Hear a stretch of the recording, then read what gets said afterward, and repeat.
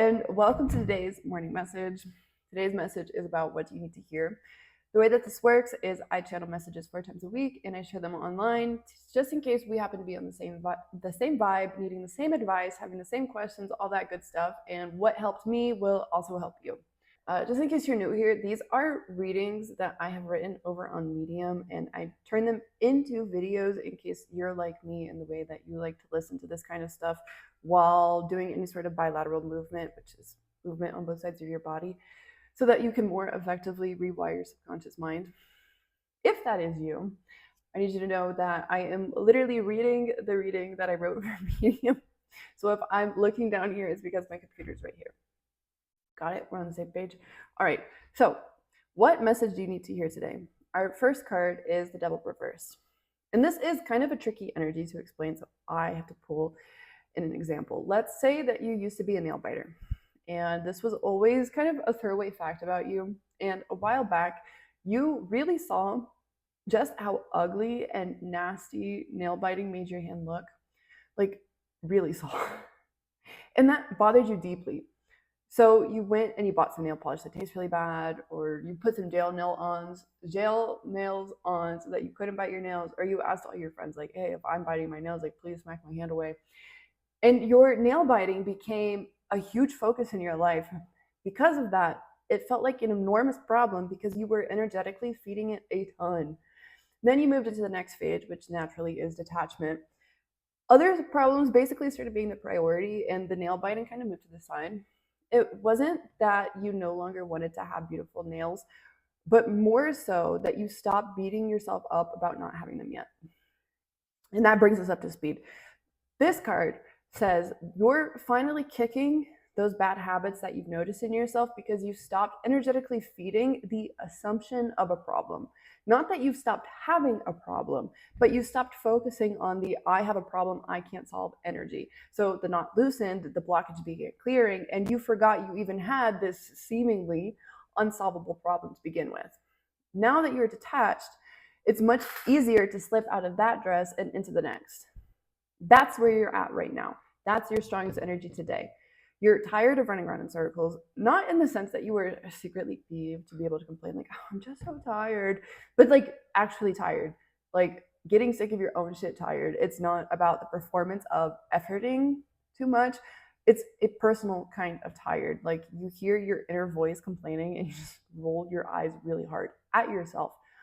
This whole thing isn't an easy process, but you're committed to seeing it through. So at least the weight is easier to carry now that indecision has been left behind. If it helps, you can make a list of all the bad habits you'd like to get rid of right now, because just having it on paper has this amazing way of taking a mental weight off of your shoulders. But overall, keep this energy. Don't focus on having problems, focus on moving past them. You don't need to make sense of your problems or rationalize them in order for them to be like, you need to change the behavior. That's it. So don't pull the problem into your mind's eye unless you're going to put effort into changing the behavior. Outside of that one specific context, the problem does not exist. Next, we have the Page of Swords.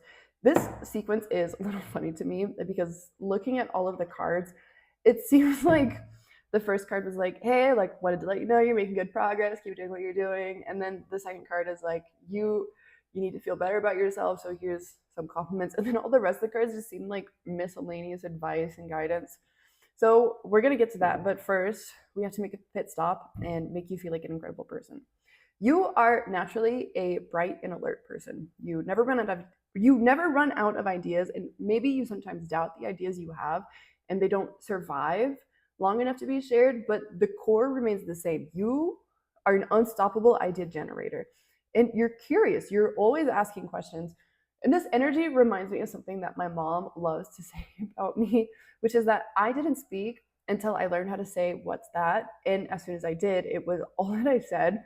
And she would say that it was horrible to drive around with little toddler me because I would point to literally everything that I saw on the side of the road and ask, what's that? Relentlessly, like one after the next. She would explain one thing and I would point to something else. What's that?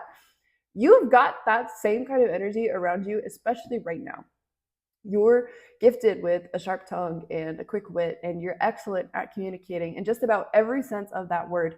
And you love a good debate. Sometimes you even play the devil's advocate, and it's not because you believe in the position, but because you love the chance to mentally spar and challenge limited thought patterns. Others probably don't understand that about you and probably find it a little bit frustrating, but that doesn't make it any less of a gift. You are right now cooking up a new idea and you're eager to act on it, and you should go for it. We'll come back to this later in the reading, but basically, all of these cards are saying, like, whatever you're considering doing, this reading gives you an enormous green light to go on ahead. Keep in mind, time isn't moving as fast as you'd like, and this frustrates you. You have so many ideas, but you're not good at sitting and watching the seed become the tree. You want to plant the seed today and wake up to the tree tomorrow. Don't focus on the slow passage of time and don't mentally label it as a problem that you can't solve. Look at it instead as a chance to practice the patience that most effectively balances out your natural born curiosity and energy. That's an idea we'll come back to. For now, okay. Next, we have the Ten of Cups reversed, and we begin the miscellaneous advice section. So one or several important relationships in your life are in disharmony, and you can feel that tension. You cannot control what the other person does, right? Obviously. But here's what you're being guided to do instead. Number one, lower your expectations of harmony. Be honest with yourself. Your idea of a perfect connection is unrealistic. Everyone you know would have to be constantly drugged up to maintain that level of joy and harmony. And you're feeling tension and disappointment because you're expecting too much. And this energy leaks out and causes your loved ones to begin to defend themselves against the perceived assessment of their not enoughness. Two, and this is kind of the same thing, just in different words in case it didn't really like click. Let connections ebb and flow. No relationship is good all of the time. There are natural highs and lows, and you're more than likely just experiencing a temporary low. So keep trying to solve the problem together and communicate honestly, but let the rhythm be what it wants to be. Three, let go of your ego. The people you love need you to be compassionate, understanding, and respectful. They don't need you to prove yourself right. It's not about who is wrong and who is right. And why do you want to make your loved ones wrong? Shouldn't you want them to feel seen, heard, and understood rather than competed against? Is it possible you might be experiencing the desire for something that would not serve you if you got it? And if that's the case, you've probably noticed how every time you attempt to manifest that specific thing, it has blown up in your face. So maybe this doesn't apply to every single person, but if you've been trying to manifest the same thing for over a year and have seen absolutely no forward movement in the physical world, let that desire in its current version go. And if you've been closely following someone's advice for more than 6 months and have not seen any improvement whatsoever in whatever problem they promise to solve, stop listening to them. It doesn't mean that the advice that they're giving is wrong. It's just not the advice that you need, and a different approach would fit you better. And just to make myself so super clear, by no improvement, I mean that you are in exactly the same physical position that you were back when you started, so 6 months or a year ago. And that doesn't mean that the core of the desire needs to go. It just means that everything around the core needs to go. Like, basically, if you're trying to manifest like a certain amount of money and you have it in your head that you have to make that money this specific way, you can still hold on to the desire of making that amount of money, but let go of the this specific way part, if that makes sense. Next, the World reversed. There is something from your past that still lingers in your energy, and this is really subtle because it's not something that takes a ton of your energy, but whenever it pops up, it does cause some kind of emotional reaction still. And that's fine. You're not broken for that. But it is time to give yourself closure once and for all. And notice I did not say find closure, because the type of closure you need is not some big confrontation with whoever hurt you. It's much more personal than that. You need to give yourself the chance to rewrite the internal narrative about this event with all of the hindsight you have now. So take responsibility for what you did wrong consciously and have compassion for where you made mistakes blindly. And some things that could help you with this: journaling, energy work, therapy, visualization, whatever exists in your self-care toolkit that can help you with difficult emotions. And or with this card, you want to complete a big project, but you keep trying to take shortcuts that end up costing you big time.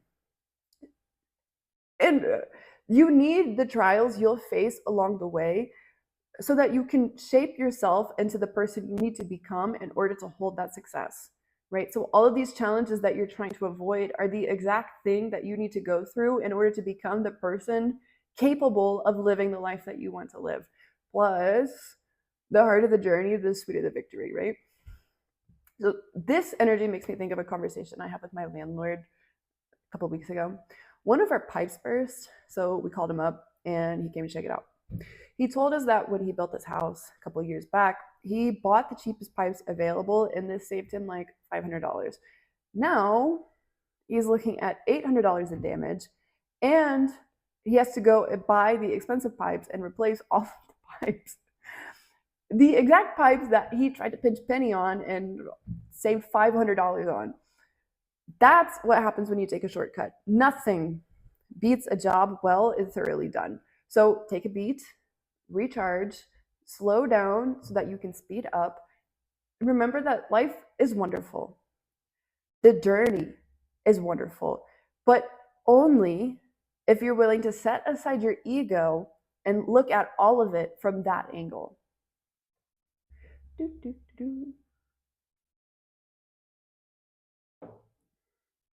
Next, we have the Six of Cups and the Three of Swords reversed. So you've let nostalgia strip away all of the hardships of a previous chapter of your life, and you want to return to something you've already grown away from. This energy isn't inherently wrong, and you're not broken for feeling it, but it is an illusion. If you'd like, you're more than welcome to reintegrate the pieces you most loved about that specific chapter of your life into your current life, but don't hold the goal of returning to the way things were, because honestly, you're not remembering accurately how things actually were. I'd venture an assumption and say you're doing this because you're trying to run away from some kind of psychological tension in your previous life. You've noticed that, once again, there's a gap between who you are and who you pretend to be, and closing that gap requires humility and honesty about where you went wrong, but you're not yet ready to face that internal conversation. So you're thinking about how good life felt back before you started down the path of internal distance. You don't need to take any of this so seriously. It's really not that big of a deal. It happens.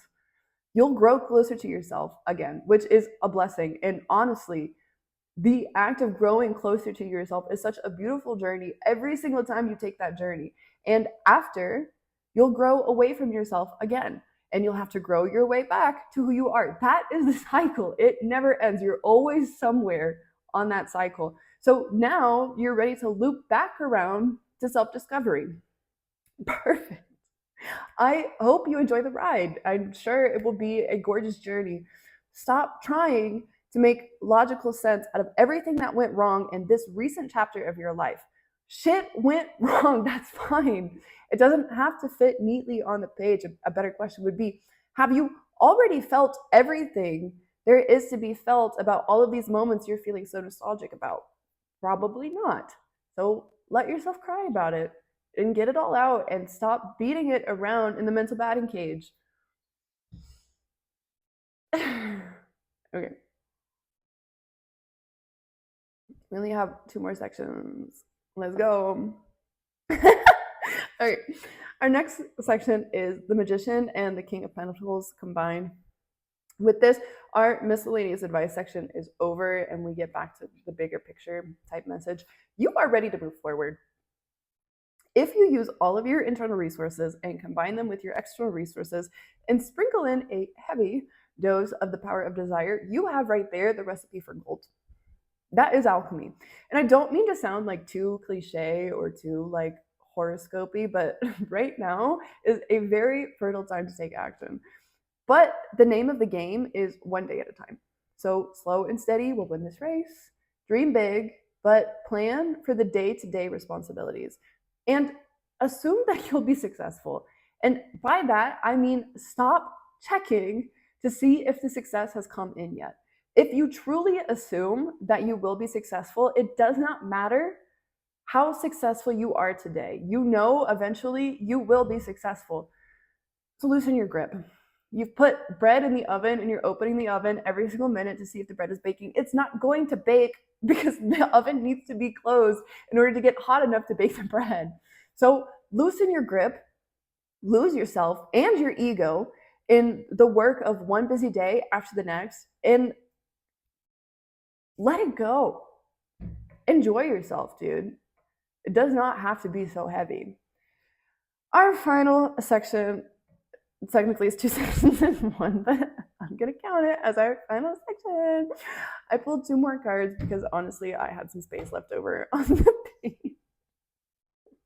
But nothing is a coincidence, so we're owning it.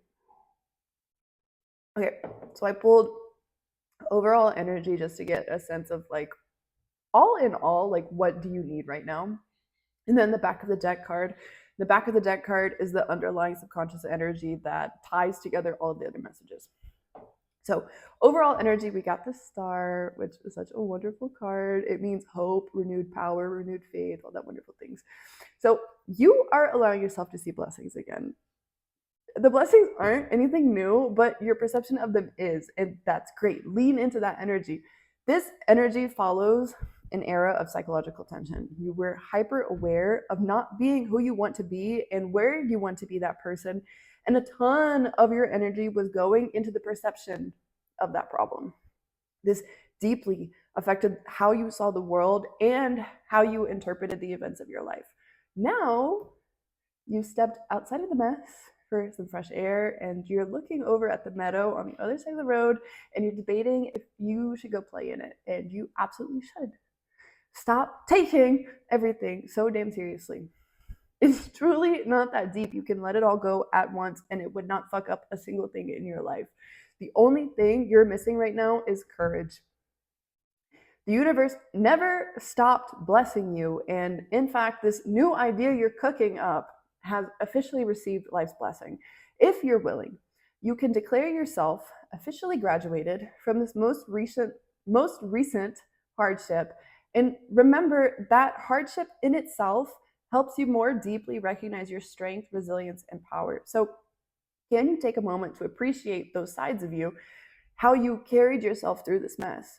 And now that you see your strength, your resilience, your power, how can you channel them into making your life better rather than endlessly staving off the next potential emergency?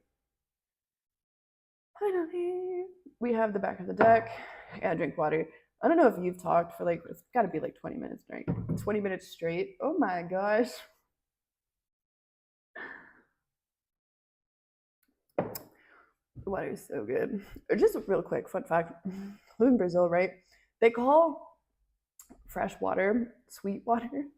So there's salty water and there's sweet water, and this is so fucking cute. And one time I was swimming in Rio and like salty water from the ocean got in my mouth, and I go to the beach and I like drink the fresh water, and it did taste kind of sweet. Like I kind of get what they're talking about. Anyways, back to the back of the deck energy, the Eight of Wands reverse. Things aren't moving quickly, and that's on purpose. Your lifelong lesson is patience. No matter what you do, no matter where you go, life will always, always, always ask you to practice patience. That's because your biggest gift is energy, forward thinking, movement, curiosity, but everything needs balance. So the antidote to the shadow side of your biggest gift is cultivating patience. Everything you will ever do will always conspire to teach you more patience, because why would life teach you how to have more energy or curiosity? Because you've always had those in abundance. You don't need to learn how to have them.